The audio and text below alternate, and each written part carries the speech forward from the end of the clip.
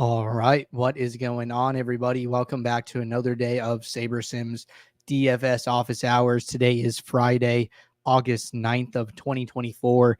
Looking ahead here, we have a 13-game MLB slate later this evening, and then we had golf finally tee off today after a weather delay yesterday. So good luck to all of you playing some golf this weekend. But for those of you who are new here, welcome. My name is Andrew. I'm one of the coaches over here at SaberSim. This is a show where we go over how to use the SaberSim app, answer any and all DFS related questions. You get your questions in one of three ways here. First off, send us an email, support@sabersim.com. Second, post it live in the YouTube chat. Third way, post it in the office hours channel in our Discord server. If you're not in our Discord and want to get access to that channel, there is a link in the description of this video. You also get access to our similar channels, individual sport channels, and you get access to the rest of the SaberSim teams. Can't say enough good things about the Discord. With that said, we do this show Monday through Friday, 4 p.m. Eastern. We do this show on Saturdays tomorrow at 11 a.m. Eastern. So tune in and get your questions answered. But all right, let's get SaberSim pulled up here. We do have a couple questions to get us started today. If anybody has any questions, now is a good time to get those in the queue. Andy said, good afternoon. What is up, Andy? First question here from J. Sams Jr. said, how important is stacking in MLB? Is it possible to win a tournament playing nothing but one-offs?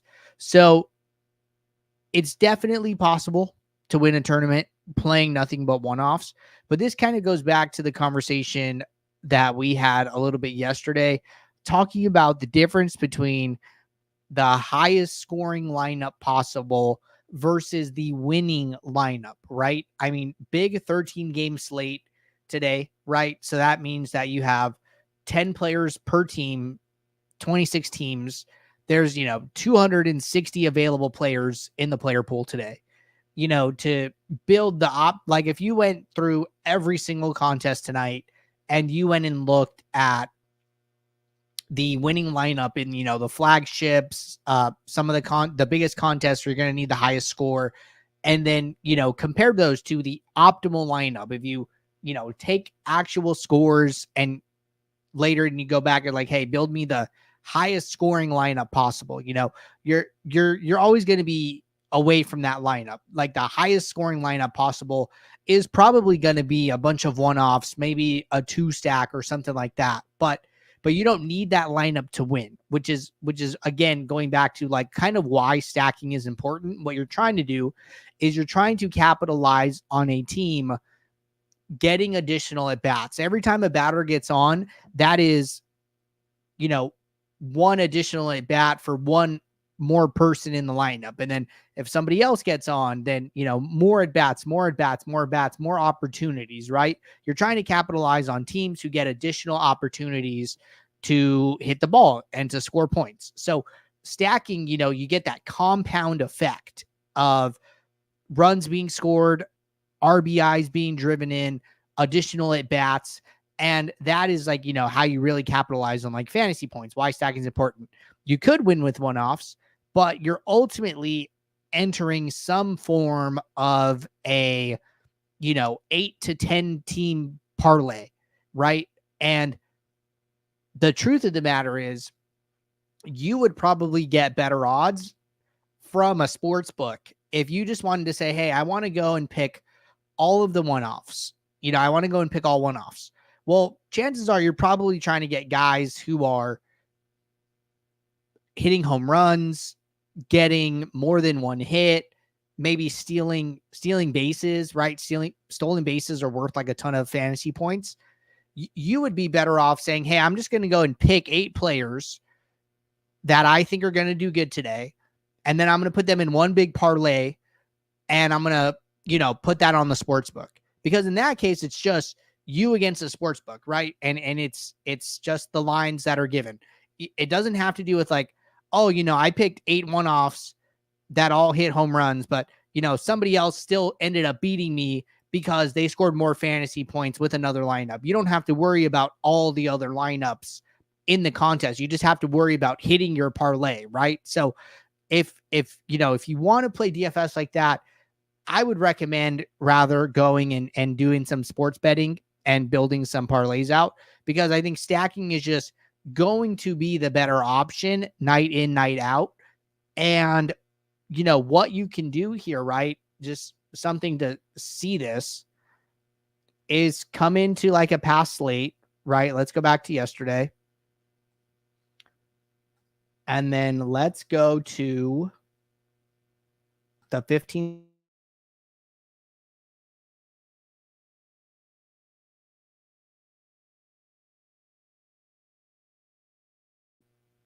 Now in this contest, what I want to do is see, okay, how many lineups are stacked, how many lineups aren't stacked, right? So most of the lineups in here are 5 stacks. We have like 62, 63% 5 stacks. Well, maybe I want to do something where it's like, hey, I want to see how do the no stack lineups grade out sim ROI wise. So I can come into the stack exposures. I can use the magnifying glass, and then I can say, hey, show me how the 9 lineups in this contest that had no stacks, how did they grade out? And lineup 1, negative 26% ROI. Lineup 2, negative 55% ROI. Lineup 3, negative 43% ROI. Next one, negative 29%, negative 19%, negative 27, negative 33. And then 2 lineups where people did not enter a lineup. They forgot, they mislock.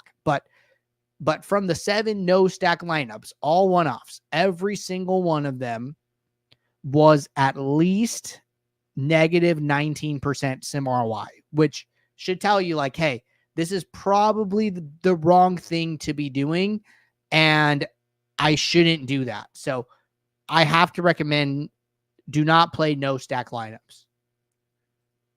All right, good question. And then, we're able to use Contest Flashback a little bit here to get some additional data points of like, hey, is this actually bad, and why is it? And it's cool to be able to use the tool to back up that, logic.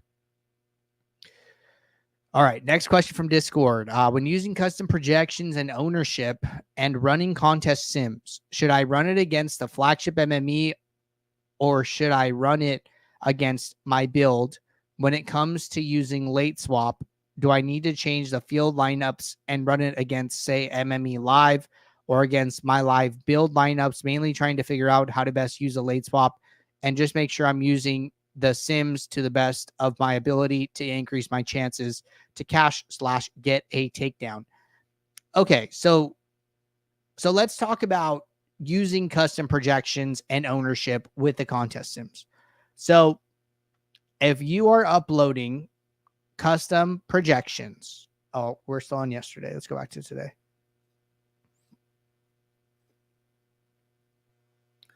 So if you are using custom projections, when it comes to the contest sim, we will account for it. So let's say you take Jack Flaherty from 21 points to 24, right? So when we run the contest sim and say, he gets 17 points, well, we're going to give him a 3-point increase. We're going to move him from 21 to 24 here at his average. So when he gets 17, we're going to move him to 20. When he gets 27, we're going to move him to 30. This gets taken into account. These adjustments get added to the player's fantasy point outcomes in the contest sims. Custom ownership has no effect on the contest sim because the lineups are static. So if you want to go and see what lineups are being used in your contest sim, go to the contest tab, go to field lineups, and then you can click on one of these sets. So let's say I'm using the Flagship MME. Okay. I click on it. I can see there are 10,000 lineups here. I can come in and look at the characteristics of the lineups. So I can see what the exposures are, the stack types, the team stacks. This is like a way of estimating stack exposure where it's like, hey, what are the like how many, Braves 5 stacks can I expect today? Okay, 9%. How many Brave stacks can I expect across the board? Okay, like Braves are going to be stacked like 27% today, right? So this is a way of testing stack exposure, right? But getting back to what we're talking about, adjusting the exposures in the ownership build of the field lineups here end up becoming the ownership projections, right? So for instance, Flaherty, 40.8% exposure in the Flagship MME field lineups. I go to the homepage, I see Flaherty's ownership 40.82, right? So that number matches. So this is what's happening. These are where the ownership projections come from. They come from the ownership build. Well, if I change this number, say from 40 to 45, we are not building additional field lineups. We are not changing the field lineups. The field lineups are staying the same. The only thing that the custom ownership would have an effect on would be some ownership of your lineups or any some ownership rules, any geometric mean rules. It'll adjust the average adjusted ownership for the player. So if I go see if I can find his.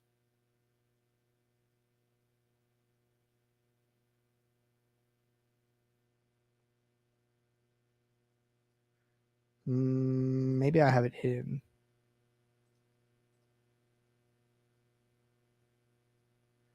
Average own, my own. No, adjusted ownership is here. Oh, it's right here. Okay, so I brought over the adjusted ownership column. So when Flaherty's ownership is 40%, his adjusted ownership is 43. When I move his actual ownership to 45, his adjusted ownership goes up to 49. This adjusted ownership is a variable in the Saber score formula. So Saber score would be adjusted, some ownership would be adjusted, and then the individual player's ownership would be adjusted. But the contest sim field lineups don't get adjusted at all. If you want your custom ownership to be accounted for in the contest sim, what you need to do is build a custom set of field lineups. And basically what that looks like is uploading your ownership, coming into this gear icon, using the match exposure to ownership option, where it's going to set min and max exposures for each player above and below the ownership that you've set. It's set to 15 by default. I think 25 is a little bit better bandwidth wise. You would save that. It's going to autofill all these min and max exposures. And one thing I like to do here is make sure you change the number of lineups to the same size as the pool, because this will, if you're setting min and max exposure,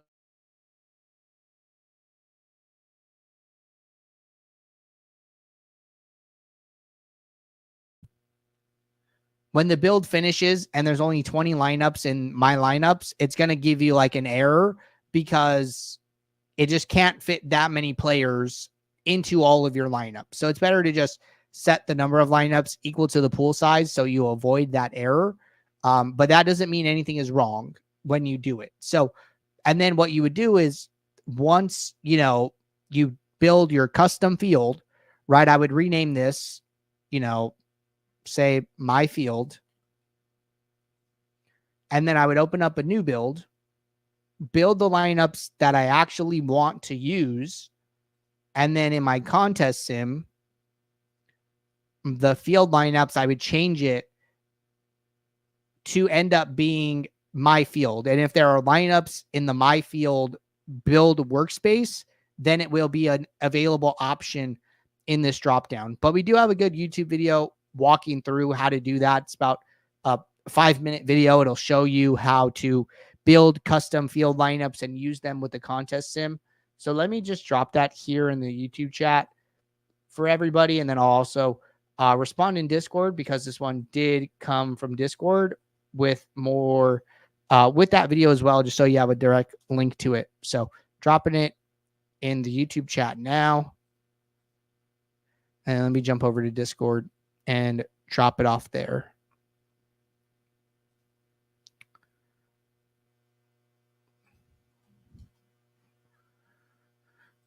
All right. Cool. So good question there. Next question. How far could we look back on Contest Flashback, specifically wanting to look back and review NFL contests? So if you look at anything from like October on from last NFL season, you should be able to see everything for Contest Flashback. Flashback launched at the beginning of the NFL season, but I don't think it launched right away. It launched like week 2 or week 3. And we only went back and loaded up a few contests. Like I believe like we only loaded up the Millie Makers from like weeks 1 through 3 or something like that. So you're just going to have to go back and check. But if you just start like week 18, week 17, week 16, you know, you're going to find that you have access to a lot of those contests. So you can go back and review them at your leisure. All right. Andrew said, I'm a former subscriber. I'm planning on coming back for the NFL season. I logged in to see subscription options as a pro plan for 150, no more. I think it was around 150. Thanks. Yes. So we did make an update to our subscription offerings. Right now we are offering what we're calling DFS starter, which is $97, previously the standard plan, and our ultimate subscription of $297. If neither of those options work for you, you can always send us an email, support@sabersim.com, and we can let you know everything in our offer suite. But those are our primary subscription offerings at the moment. All right. Question. So is it better to run against the field lineups or your own lineups? Also, what about the late swaps? Okay. So it's always good to run it against the field lineups because the ownership projections are basically saying, hey, we expect Flaherty to be in about 40% of the lineups in the field, right? When you actually run a build, you know, the builder doesn't really care what the ownership projections are. It's going to put a player in as many lineups as it wants based on the sims. So running it against the field lineups is going to be more accurate as to how your lineups are going to grade out against the other lineups in your contest. The idea of running your build against itself is kind of like a second level of thinking. So it's like, hey, you know, if I am running a build against the field lineups and Philadelphia grades out well, you know, there's kind of two things here, right? One thing you're accounting for is ownership variance. Well, let's say that, you know, we're projecting, I think we were talking about the Braves being stacked, you know, about 28%. Well, what if the Braves come in at like 35%, right?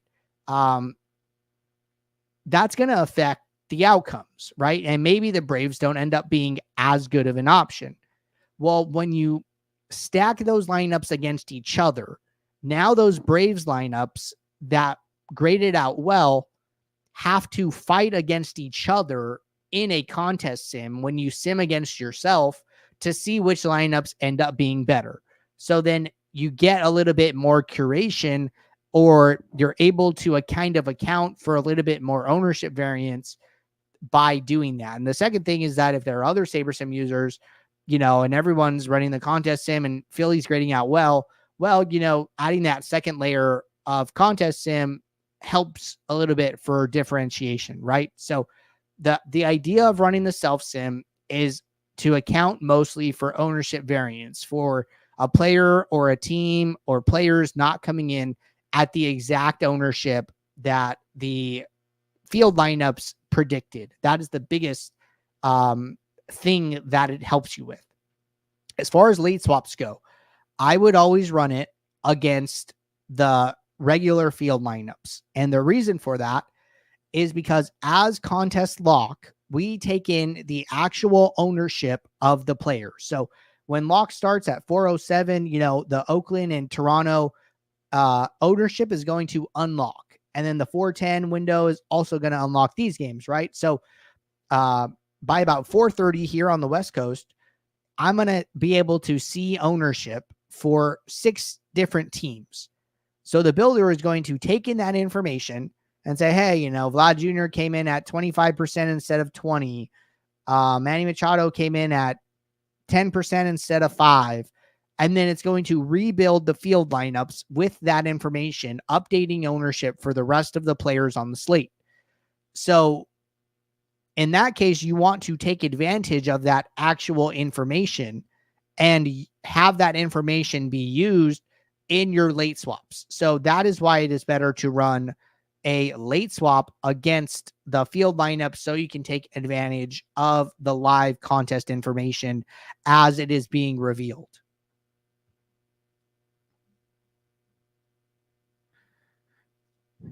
All right. Good question there. And taking a peek here, those are all the questions in the Discord and the YouTube chat here. So, reminder that we do have the build review show in about 40 minutes here. I believe we have about 2 or 3 people signed up. If anybody else wants to get their lineups and builds reviewed before the weekend here, today is the day to do it, or our next build review show will be on Monday. So if anybody wants a build review, drop their username in the office hours channel in our Discord server. That way I can get to you guys.